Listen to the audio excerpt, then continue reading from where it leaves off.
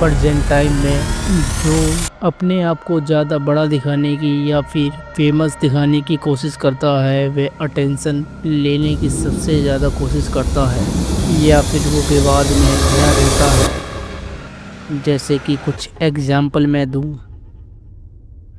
अमन बैसला और लक्ष्य चौधरी के बीच controversies. Faced widespread backlash and multiple FIRs filed, National Commission for Women summoned him for a hearing. Allabadia issued a public apology, admitting poor judgment. Controversial episode removed from YouTube on government's order. Mumbai police visited his आपको residence पता for ही होगी investigation. और Single Allahbadia track taxi ने disappearance on भी Allabadia's ऐसा ही podcast. कुछ काम Assam करके Chief Minister confirmed बहुत सी FIRs अटेंशन against प्राप्त Allabadia की, and others. जिसके चलते लोगों के सामने इन्होंने अपने आप को पेश किया, जिसके बाद इनकी बदनामी तो हुई पर उतने ही ज़्यादा लोग इनको जानने लगे। इसके बाद आप देखेंगे कि लक्ष्य चौधरी की जो वीडियो आ रही है, सब पे 1.5 मिलियन 2 मिलियन मात्र 12 से 15 घंटे के अंदर हो जा रहे हैं। ये और कुछ नहीं, ये सिर्फ अटेंशन के कारण हुआ है, जिसे आप भी यूज़ करके बहुत बड़ी सफलता हासिल कर सकते हो। बट आपको होशियार सहज रहने की ज़रूरत है। बेटी बानम 19वीं सेंचुरी का एक बढ़िया शोमैन। उसने अपने करियर की शुरुआत एक सर्कस के मालिक के असिस्टेंट के तौर पर की थी। एरॉन टर्नर 1836 में अनापोलिस मैरीलैंड में उनके सर्कस की बहुत सारी परफॉर्मेंस होती है। ओपनिंग डे की शुरुआत में बानम अपना ब्लैक सूट पहनकर शहर में घूम रहा होता है। कुछ लोग उसे फॉलो करने लगते हैं और देखते ही देखते यह कुछ लोग एक भीड़ में बदल जाते हैं। उन लोगों में से एक आदमी बानम की तरफ उंगली उठाकर कहता है, अरे यह तो एक के एवरी है, वह मर्डरर जिसने बहुत सारे कत्ल किए हैं। गुस्से में आकर वह भीड़ बानम को मारने लगती है। कुछ लोग तो उसका सूट भी फाड़ देते हैं। बड़ी ही प्रयासों के बाद बानम उस भीड़ को मनाता है, आप सर्कस चलिए, मेरे मालिक आपको मेरी आइडेंटिटी देंगे। वह भीड़ बानम के साथ सर्कस पहुंचती है। उन लोगों को देखकर बूढ़ा टर्नर अपने आप हंसने लगता है और उन सबको कहता है कि मैं तो बस मजाक कर रहा था। भीड़ के जाने के बाद टर्नर उसे बताता है, ये अफवाह खुद टर्नर ने फैलाई थी कि तुम ही के एवरी हो।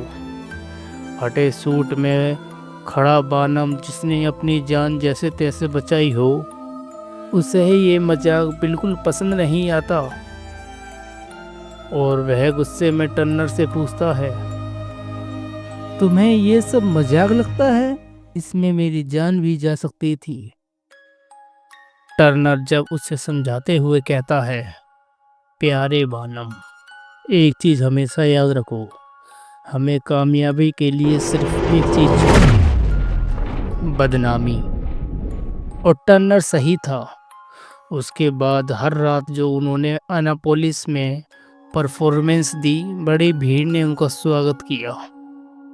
बानम छोटी सी उम्र में एक ऐसी चीज़ सीख गया जो उसे पूरी ज़िंदगी काम आने वाली थी। अब टर्नर ने भले ही बदनामी कहा हो, लेकिन उसका मतलब सिर्फ बदनामी से नहीं था, उसका मतलब था अटेंशन से। अटेंशन यही होगा हमारा छठा नियम, 48 लॉज ऑफ पावर। लॉ 6,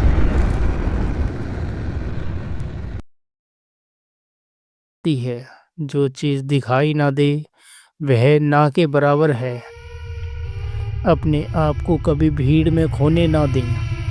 हमेशा भीड़ में अलग और विशिष्टपूर्ण रहने की कोशिश कीजिए। आम लोगों से ताकतवर और रहस्य में दिखकर अपनी विशेष रूप से एक पहचान बनाइए।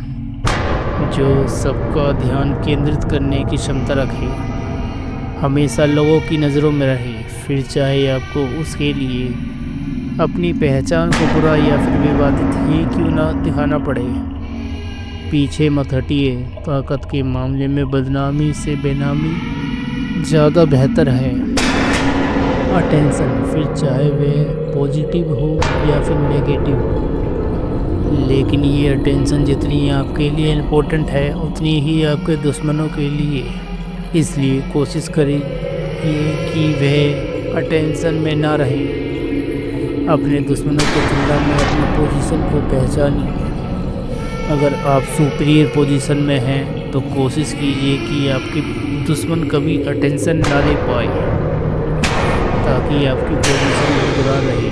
अपने आसपास के लोगों से ज़्यादा चमकना एक ऐसी खूबी है जिसके साथ कोई पैदा नहीं होता, बल्कि हर किसी को वक्त के साथ वह सीखनी पड़ती है।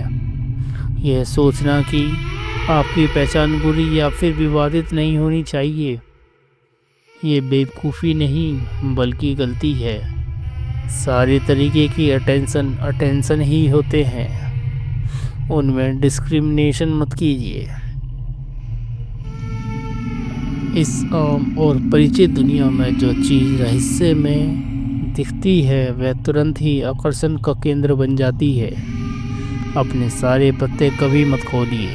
चीज़ें कितनी ही आम या फिर खोखली हो, उन्हें रस्से में बनाने की कोशिश कीजिए जिन्हें भापा ना जाए। आपके अगले कदम के लिए लोग बेचैन होने चाहिए।